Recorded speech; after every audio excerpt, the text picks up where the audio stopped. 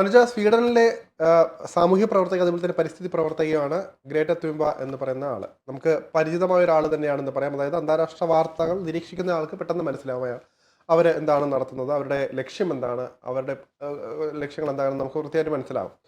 കഴിഞ്ഞ ദിവസമാണ് അവർ ഈ ഗസയിലേക്ക് ഭക്ഷണ സാധനങ്ങൾ സിംബോളിക്കായിട്ട് അവർ പറയുന്നത്. ഗസയിലെ പട്ടിണി മാറ്റാനെന്ന് പറഞ്ഞു പോകുന്നുണ്ട്. ഏതാനും പാക്കറ്റുകളേ ഉള്ളൂ ആ ഭക്ഷ്യ സാധനങ്ങളെല്ലാം തന്നെ. കൃത്യമായിട്ട് നോക്കിയാൽ അറിയാം. അവർ ഇസ്രായേൽ സൈന്യത്തിനെ ആദ്യം തന്നെ വെല്ലുവിളിച്ചുകൊണ്ടാണ് ഇറങ്ങുന്നത്. ഇസ്രായേലിൽ എനിക്ക് പേടിയില്ല എന്ന് പറഞ്ഞിട്ടാണ് അവർ ഇറങ്ങുന്നത്. അതിലൂടെ തന്നെ വ്യക്തമായ ഒരു രാഷ്ട്രീയം പറയുന്നുണ്ട്, ഇസ്രായേലിനെതിരെയുള്ള പോരാട്ടമാണെന്ന്. അപ്പോൾ സ്വാഭാവികമായിട്ടും ഇസ്രായേൽ ഇത് മുൻകൂട്ടി കണ്ടു. അവർ തന്നെ സമൂഹ മാധ്യമങ്ങളിലൂടെ എല്ലാം പറഞ്ഞതാണ്. അവരെ മെഡിറ്ററേനിയൻ സീയിൽ വെച്ച് അവർ ഇസ്രായേൽ സൈന്യം വളയുന്നു അവരെ.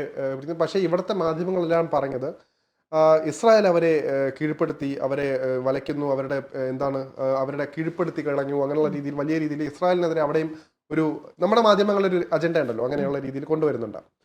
അപ്പോൾ ആ രീതിയിലാണ് അപ്പം മനുഷ്യരഹിതമായ നടപടി എന്നുള്ള രീതി, മനുഷ്യത്വരഹിതമായ നടപടി എന്നൊക്കെ വരെ നമ്മുടെ ഇവിടെയുള്ളവരെല്ലാം തന്നെ, ഇപ്പം ഹമാസ് അനുകൂലികൾ വരെ ഉണ്ട്, അവരടക്കം തന്നെ പറയുന്നുണ്ട്. ഇവിടെ എന്തുകൊണ്ടാണ് ഇവരെ ഗ്രറ്റ തുംബയെ ഇപ്പം ഇങ്ങനെ പിടികൂടി എന്നതിൻ്റെ ചോദ്യത്തിന് ബേസിക് ആയിട്ടൊരു ഉത്തരമാണ്, അതിർത്തി കടന്നു വന്ന ഒരാളെ, അതായത് പാടില്ല എന്ന് പറഞ്ഞ ഇപ്പോൾ ഇസ്രായേൽ അധീനതയിലുള്ള ഒരു സ്ഥലത്ത് വരുമ്പോൾ സ്വാഭാവികമായിട്ട് അവർ ചെയ്യുന്ന നടപടി മുൻകൂട്ടി അത് വരും മുൻപേ അവർ പറഞ്ഞതാണ്. അത് തന്നെയാണ് അവർ ചെയ്തത്. അവരുടെ ലക്ഷ്യം ഒരു പക്ഷേ മാധ്യമ ശ്രദ്ധ കിട്ടാനായിരിക്കും. മാത്രമല്ല ഇവർ തൊടുന്ന ഓരോ വിഷയങ്ങളും അത്രയും സെൻസിറ്റീവ് ആയതാണ്. അതെല്ലാവർക്കും അറിയാവുന്നതാണ്. നേരത്തെ പറഞ്ഞ പോലെ തന്നെ ഇന്ത്യയിലെ കർഷക സമരത്തെ അതിനെ എതിർത്ത് ഇവിടുത്തെ ഇപ്പം ചെങ്കോട്ടയിലൊക്കെ റിപ്പബ്ലിക് ദിനത്തിൻ്റെ അന്നൊരു ആക്രമണം നടന്നപ്പോൾ അതിനെ ന്യായീകരിച്ച് സംസാരിച്ച ആളാണ്. മാത്രമല്ല ഒക്ടോബർ 7 ഹമാസ് നടത്തിയ ഇസ്രായേൽ ആക്രമണത്തെ അവർ നിയമപരമായ നടപടി എന്ന് പറഞ്ഞവരാണ്. അങ്ങനെ ഓരോ കാര്യങ്ങൾ എടുക്കുമ്പോഴും അവരുടെ ഒരു സ്ട്രാറ്റജി എന്താണെന്ന് മനസ്സിലാവും. അപ്പോൾ സ്വീഡനിലുള്ള ഒരാൾ എന്തുകൊണ്ട് ഇന്ത്യയിലേക്ക് ടോപ്പിക്കിൽ വരുന്നു, ഇസ്രായേലിനെ കുറിച്ച് സംസാരിക്കുന്നു എന്നുള്ള ടോപ്പിക്ക് വരുമ്പോഴാണ് അവിടെ ഇത്തരം ചർച്ചകൾ വരുന്നത്. അതുകൊണ്ട് തന്നെയാണ് ഇവർ കൊടുക്കുന്നത്. അതായത് നേരത്തെ പറഞ്ഞ ഇത് ഏറ്റവും സേഫസ്റ്റ് ആയിട്ടൊരു കാര്യമാണല്ലോ, അതായത് പരിസ്ഥിതി പറഞ്ഞ് ശ്രദ്ധ നേടുക എന്നുള്ള രീതി, അതായിട്ടാണ് നമുക്ക് കണക്കാക്കുന്നത്. പക്ഷെ നമ്മുടെ മാധ്യമങ്ങളടക്കം ഇതിനെ എത്രത്തോളം ചർച്ച ചെയ്യുന്ന രീതി ശരിയല്ല എന്ന് തോന്നുന്നുണ്ട്. ഈ ഗ്രേറ്റയുടെ ഒരു പ്രധാന പ്രത്യേകത വളരെ യങ് ആണ്. വളരെ യങ് ആയിട്ടുള്ള ഏജിൽ തന്നെയാണ് പുള്ളിക്കാരി ഈ പരിസ്ഥിതിവാദങ്ങളും തുടങ്ങിയത്. വളരെ അപക്വമായ പ്രതികരണങ്ങളാണ് ആ ഘട്ടത്തിൽ ഉണ്ടായിരുന്നത്. കേവലം മാധ്യമ ശ്രദ്ധ കിട്ടാൻ വേണ്ടിയുള്ള വെറും ഷോ മാത്രം ഗ്രേറ്റയെ വിലയിരുത്തുന്ന ഒരാളാണ് ഞാൻ. അത് പുള്ളിക്കാരിയുടെ നിലപാടുകളായി അതിനെ ഒരു രാഷ്ട്രീയപരമായ ഒരു ഇതിനകത്ത് ന്യായീകരിക്കാനൊന്നും പുള്ളിക്കാരിക്ക് അതിൻ്റെ ഒരു ബാക്കപ്പുകളൊന്നും ഇല്ലെങ്കിൽ പോലും അതിന് മാധ്യമ ശ്രദ്ധ കിട്ടാൻ. ഇപ്പം ഇസ്രായേൽ അന്താരാഷ്ട്ര, അതായത് തെക്കൻ ഗസയിൽ നിന്ന് 250 കിലോമീറ്റർ മാറിയുള്ള അന്താരാഷ്ട്ര ജലപാതയിൽ വെച്ച് തന്നെ ഇസ്രായേൽ സൈനികർ ഇവരെ അറസ്റ്റ് ചെയ്യുകയായിരുന്നു. അറസ്റ്റ് ചെയ്യുക ഇൻ ദ സെൻസ് അവർ കപ്പൽ പിടിച്ചുകൊണ്ട് പോകുന്നു, ഇസ്രായേലിൽ എത്തിച്ചതിന് ശേഷം ഒരു തിരിച്ചൊരു നാട്ടിലേക്ക് തടവറയിലേക്ക് അയക്കുന്നില്ല. അത് സ്വാഭാവികമായ. മാത്രമല്ല തെക്കൻ ഗസയിലേക്ക് ഉപരോധങ്ങളുണ്ട്. ഇസ്രായേൽ അവിടെ ഒരു സൈനിക മൂവ്മെൻറ്റ് നടത്തിക്കൊണ്ടിരിക്കുകയാണ്. ആ സമയത്ത് അവിടേക്ക് ആർക്കും പ്രവേശനമില്ലെന്ന് വളരെ വ്യക്തമാണ്. അപ്പം അങ്ങോട്ടേക്ക് പോകാൻ വേണ്ടി പോവുക എന്ന് പറഞ്ഞാൽ തന്നെ ഒരു സംഘർഷം ഫേസ് ചെയ്യാൻ ഞങ്ങൾ തയ്യാറാണെന്ന് മനസ്സിലാക്കിക്കൊണ്ട് തന്നെയാണ് പോകുന്നത്.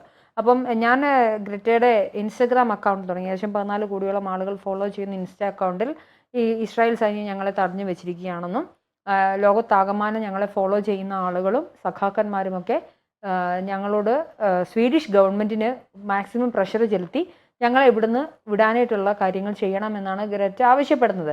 അവരത് പറഞ്ഞാലും ഇല്ലെങ്കിലും ഇസ്രായേൽ അത് തന്നെ ചെയ്യും. അവർ പോകാൻ വിസമ്മതിച്ചാൽ മാത്രമാണ് തടവറയിലാക്കുക. അപ്പം 2 തരത്തിലാണ് ശരത്ത്. അതായത് ഒന്ന് ഗ്രേറ്റ ഇത് മാധ്യമ ശ്രദ്ധ നടത്താനുള്ള ടിപ്പിക്കൽ മൂവ്മെന്റ് മാത്രമായിട്ടാണ് എനിക്ക് തോന്നുന്നത്. എന്തെങ്കിലും ഒരു വാലിഡിറ്റി അവർക്ക് തന്നെ അറിയാമെന്ന് തോന്നുന്നു. ഇതിനകത്ത് സ്വാഭാവികമായിട്ടുണ്ടാകുന്ന ഒരു രാജ്യത്തിന്റെ അടുത്ത നടപടി എന്ന് പറയുമ്പോൾ നാട് കടത്തുക എന്നുള്ളത് മാത്രമേ ഉള്ളൂ. അല്ലാണ്ട് തൂക്കിക്കൊല്ലാനൊന്നും പോകുന്നില്ല. ഇസ്രായേലിനെ സംബന്ധിച്ച് ഒന്നും ചെയ്യാൻ പോകുന്നില്ല. അവർ മുന്നറിയിപ്പ് നൽകി. അത് അവർക്കറിയാം. ഇതൊരു പ്രീ പ്ലാൻഡ് ആയിട്ടൊരു കഥ തന്നെയാണ്. ഇവർ കൊണ്ടുവരുന്ന 2 പാക്കറ്റ് അരിയോ വെള്ളമോ ഒന്നും കൊടുത്താലൊന്നും 2 ദശലക്ഷം ആളുകൾക്കൊന്നും അത് പട്ടിണി പറ്റില്ല. മാത്രമല്ല അവിടെ കൃത്യമായിട്ട് അന്താരാഷ്ട്ര ഏജൻസികളാണ് ഭക്ഷണം കൊടുക്കുന്നത്. അത് ഇസ്രായേലിന്റെ മേൽനോട്ടത്തിലാണെന്ന് മാത്രമല്ല യുണൈറ്റഡ് നേഷൻസിന്റെ മേൽനോട്ടത്തിൽ കൂടിയാണ്. അങ്ങനെ ഭക്ഷണം കൊടുക്കുന്ന ഒരു സ്ഥലത്തേക്ക് ഗ്രേറ്റയ്ക്ക് വരാനെന്ന് വെച്ചാൽ അത് UN പോലും അനുവദിക്കാൻ പാടില്ലാത്ത സെൻസിറ്റീവ് ആയിട്ടൊരു ഏരിയ കൂടിയാണെന്ന് മനസ്സിലാക്കാം. മാത്രമല്ല അതിനകത്ത് വേറൊരു കാര്യം അതാണ് പറയുന്നത്. അതാണ് ഇപ്പോൾ ഗസ അടക്കം ഇപ്പം അതിനകത്ത് ഇസ്രായേൽ അല്ല, ഇപ്പോൾ ഹമാസ് ഭീകരവാദി, നമ്മൾ ഓരോ കാര്യങ്ങളും കാണുന്നതാണ്. അവിടെ സാധാരണക്കാരെ കൊല്ലുന്നത് അവർ തന്നെയാണ്. അവരുടെ ഭക്ഷണ പാക്കറ്റുകൾ തട്ടിയെടുക്കുന്നത് ഹമാസ് തന്നെയാണ്. പക്ഷെ പേര് വരുമ്പോൾ ഇസ്രായേലിന്റെ പേര് വരും. ആ ഒരു ഭീതി കൂടിയുണ്ട്. അതുകൊണ്ട് തന്നെ ഇപ്പോൾ സുരക്ഷിത കൈകളിൽ എത്തി ഗ്രേറ്റ എന്ന് ഒരുപക്ഷെ ആസ്വദിക്കാം.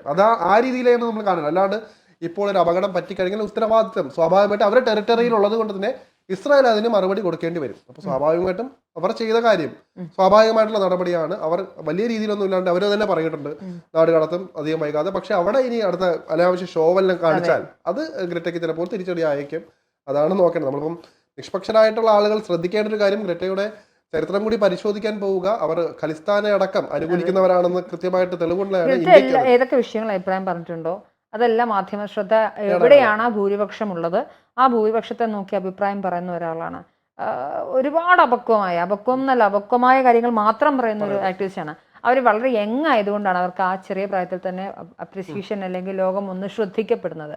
അപ്പം നമ്മൾ ഒരിക്കലും പറയില്ല നിങ്ങൾ ഫലസ്തീനൊപ്പം നിൽക്കണമെന്നോ ഇസ്രായേലിനൊപ്പം നിൽക്കണമെന്നോ പറയില്ല. സൈനിക മുന്നേറ്റങ്ങൾ ആളുകൾ സാധാരണക്കാർ മരണപ്പെടുന്നതുമൊക്കെ നമുക്ക് എതിർക്കപ്പെടേണ്ട ഒരിക്കലും അനുകൂലിക്കാൻ സാധിക്കാത്ത വിഷയങ്ങളാണ്. പക്ഷേ ഗസയിലേക്ക് പ്രവേശനമില്ല എന്ന് വളരെ വ്യക്തമായി അറിഞ്ഞിട്ടും അവിടെ പോവുക എന്ന് പറയുന്നതൊരു മാധ്യമ ശ്രദ്ധയ്ക്ക് വേണ്ടിയിട്ടുള്ള ഗ്രറ്റയുടെ അടുത്ത ഒരു പരിപാടി പപ്പറ്റ് ഷോ മാത്രമായിരുന്നതാണ് എൻ്റെ വിലയിരുത്തൽ.